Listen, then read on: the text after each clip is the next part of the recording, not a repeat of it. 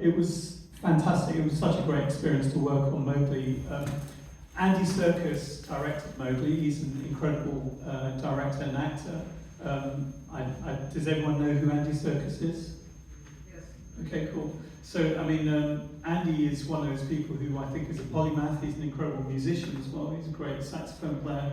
But he's also got an amazing sense of how to really balance narrative and the characters very well. I was really excited by the idea of doing Mowgli initially because it was going to be they were going to do it as Jungle Book, and what happened was that Disney heard that they were going to do it as Jungle Book, and then they very quickly made Jungle Book again, with Jon Favreau directing, and that went on to make $1 billion at the box office.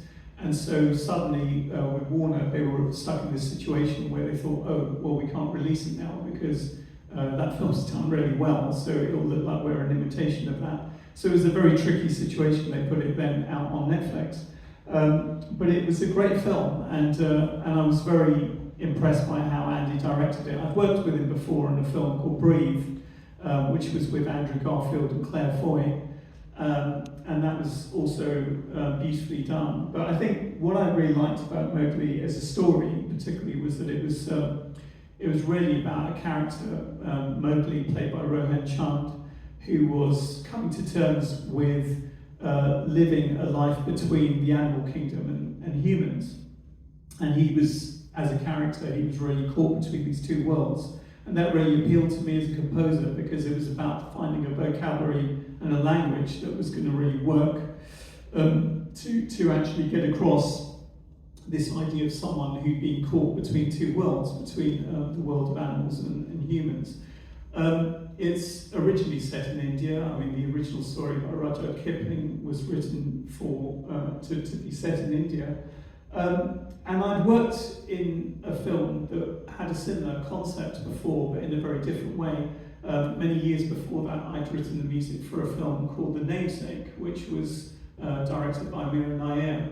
And in that film, they had talked about the idea of a character who was, again, coming to terms with his identity in relation to his Indian heritage and his American context. So he was trying to find who he was, and at one point he goes back to India, and there's a scene where he goes to the Taj Mahal, and it was a really interesting scene to score. I'll show you a quick bit of that scene now, and this is where he's played by Cal Penn, who you can see on just here, and he actually goes back to India. Well, he goes to India for the first time. He's never been there before, and it's a moment where he actually is very amazed by the beauty that he comes across. So this is just that scene.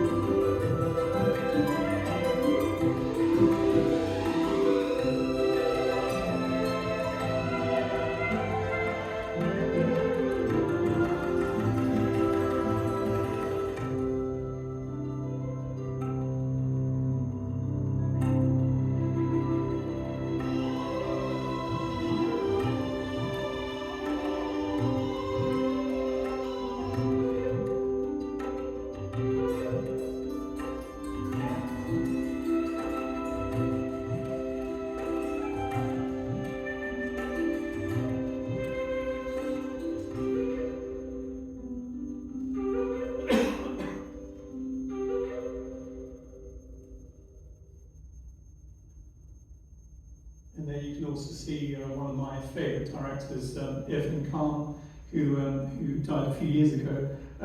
this was a really beautiful film to have scored, and I really enjoyed it because it was actually about somebody coming to terms with their identity and trying to reconcile their heritage and their context.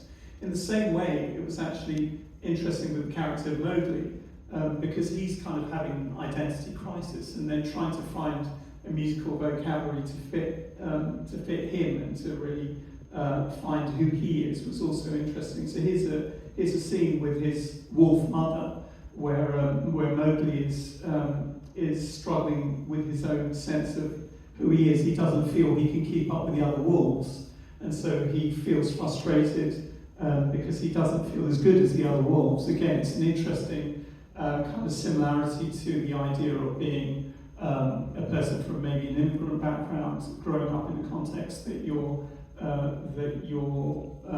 parents didn't come from. And so it's a similar kind of idea here in some ways.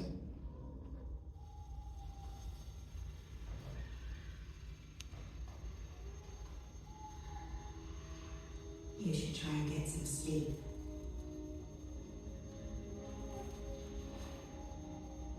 You want to be rested for tomorrow?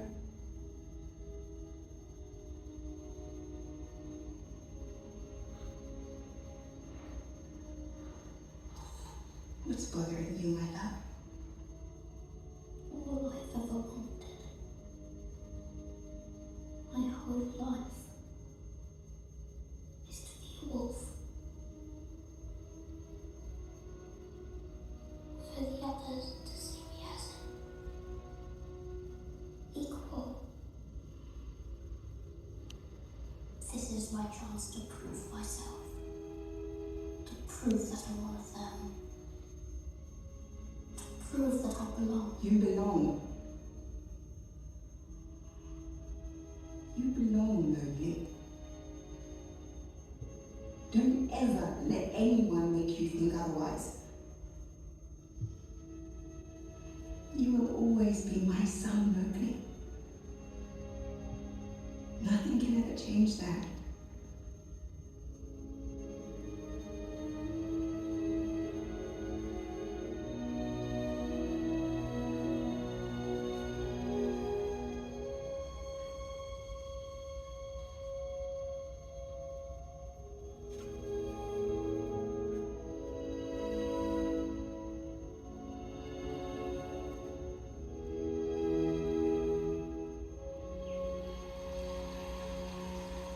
You are about to take part in one of our oldest traditions, the running of the pack.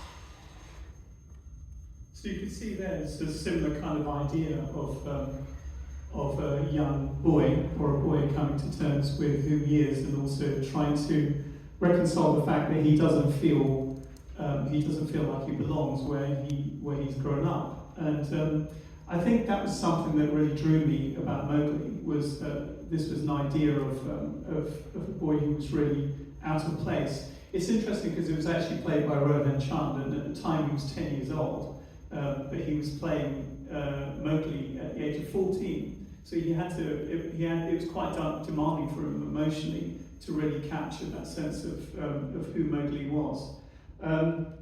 But also, I kind of think it's always quite interesting when you're trying to find a sense of different of putting together different kind of vocabularies that really get across a sense of a mix of context and heritage. So that's something I always try to do when I'm working with films like this, is think about how you're going to really build a vocabulary that is unique to that film and to the characters. And I think particularly with Mowgli, it was a very interesting experience to try to find who he was.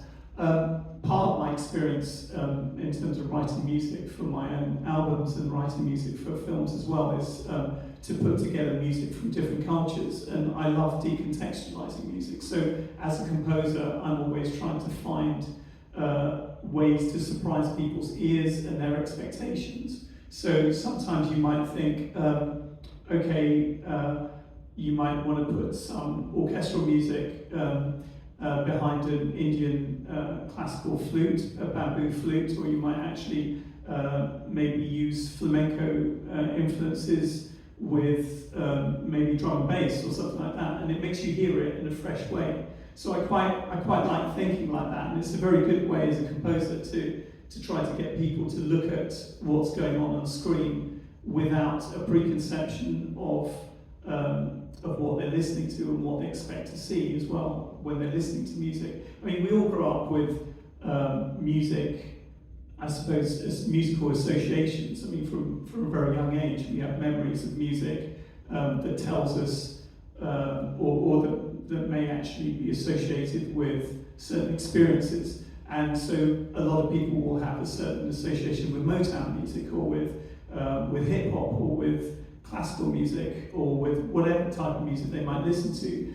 and they might have expectations with that genre of music. And the world is divided up into genres. So as a composer, for me, quite often it's important to deconstruct those expectations and try to see how we can create a new world that people want to engage with. I think quite often directors are quite bold in the way they approach things, but producers sometimes might be worried about alienating audiences. So if you're, for example, working on a certain film and the director says, okay, we want a brand new sound, a brand new feeling to this, it's almost inevitable that the producers will say, can we have an orchestral score? And they'll quite often want to go a more predictable route because they know that people will understand it more readily and it will be familiar to people. And this is the balance that you're always trying to hit as a composer, is what the director wants.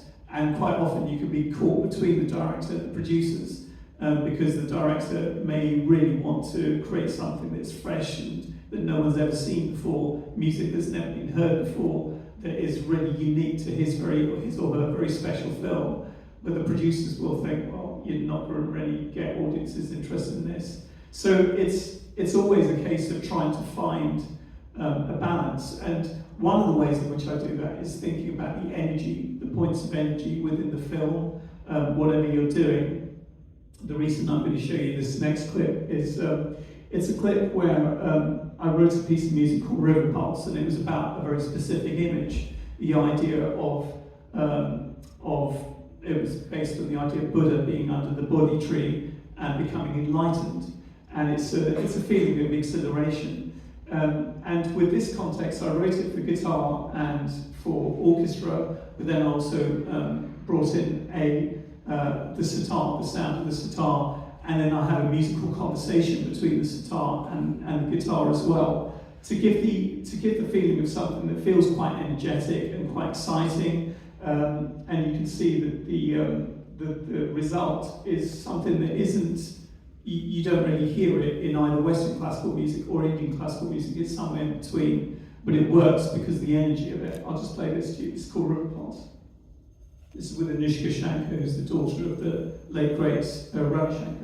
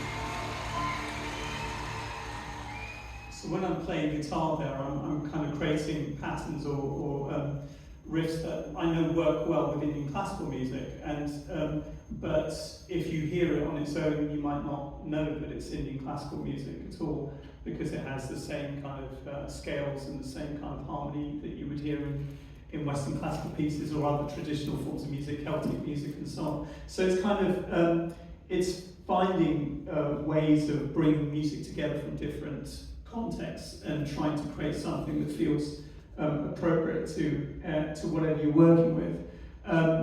And it's something that I've done many times, not just with Indian classical music and Western classical music, but lots of different styles which interest me.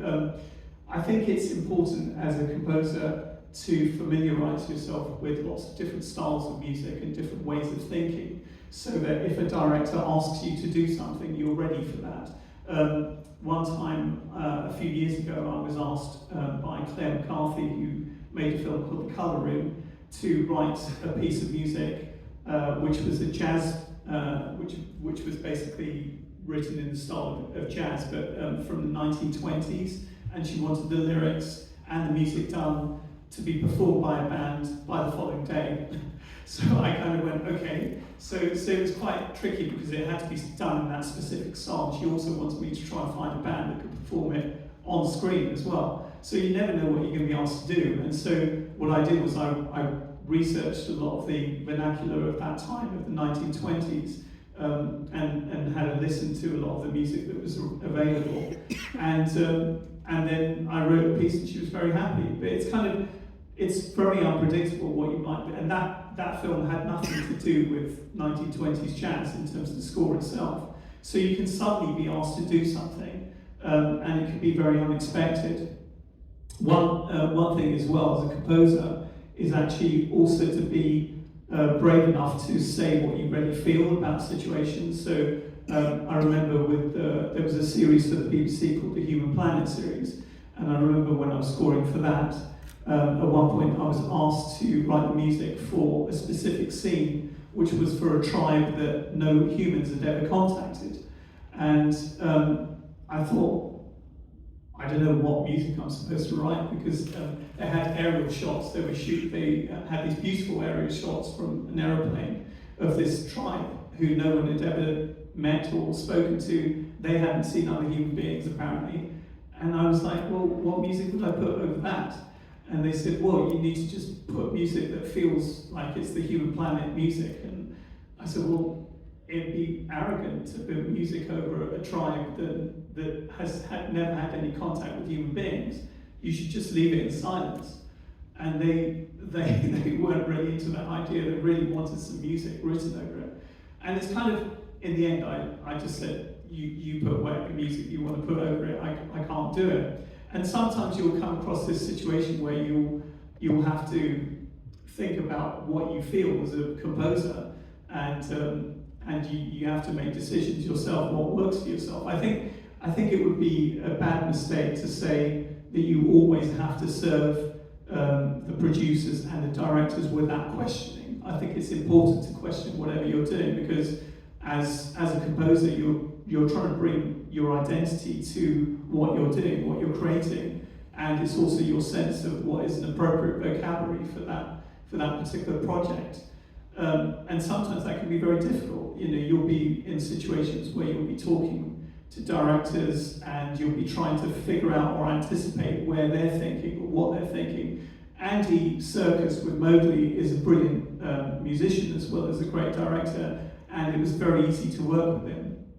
But it's not always great to work with directors who are musicians. Sometimes they might have a very clear idea about what they want musically, and you don't really want to do that because their idea of music isn't necessarily what you think is going to work for the film. And it's important that they let you, as a musician or a composer, find the emotion and the feelings and the narrative that's going to work musically for the film.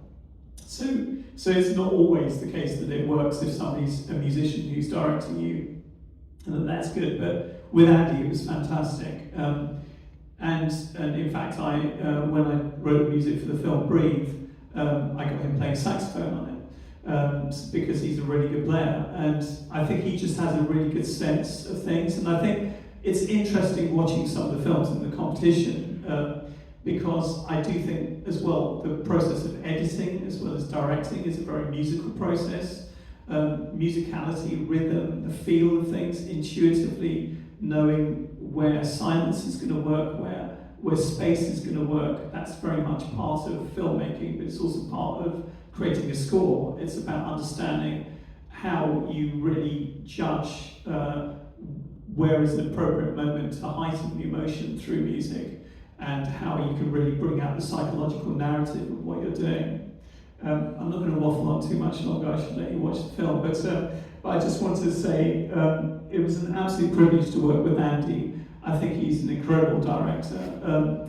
He's, as everyone knows, he's a brilliant actor. I mean, when I first saw him playing Gollum, I was astounded by how incredible he was as a motion capture artist, and I was also very lucky to work with him on two video games.